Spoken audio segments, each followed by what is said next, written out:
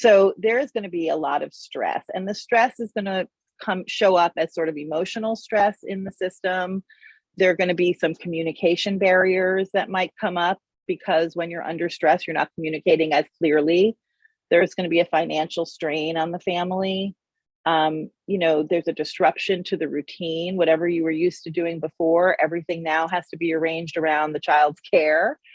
There's, maybe a lack of support from your support person. If you do have a really good marriage and strong marriage, maybe that partner is your person that you go to, but now you're both really, sort of operating thinly and stressed out, and you don't have as much to give to each other in the relationship.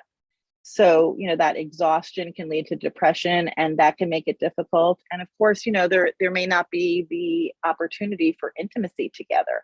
So all of those stressors going on can create a lot of feeling tone in the family. And a lot of what we see come up is anger.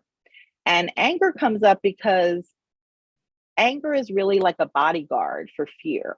It's a lot easier for people to sit with their anger than to be more vulnerable and sit with their fear. So I would just encourage everybody that if you hear anger, and this can be true, by the way, of the person struggling with the eating disorder, not just your partner that you may be co-parenting with.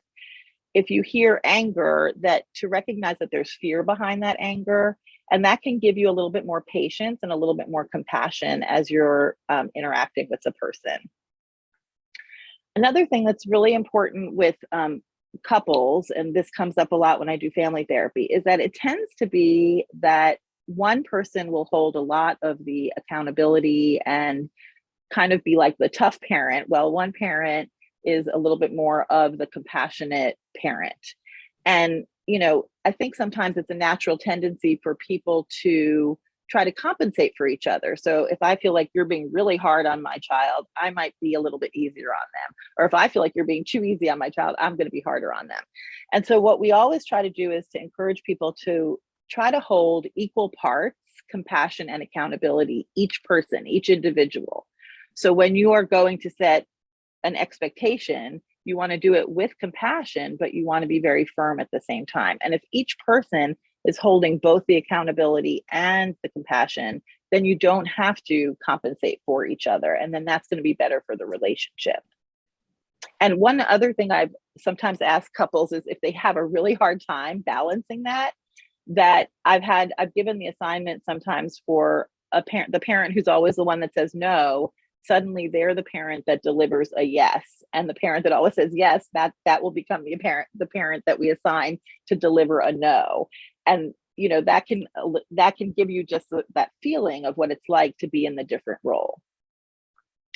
The other thing is just listening to your partner's concerns. I think Ellen covered that in the last slide, not letting your defenses come up, recognizing that you both love your child and you both have valuable input is a really important thing. And, in terms of communication, we try to teach people communication skills. And again, this is good for communicating with your loved one with the eating disorder as well as with each other.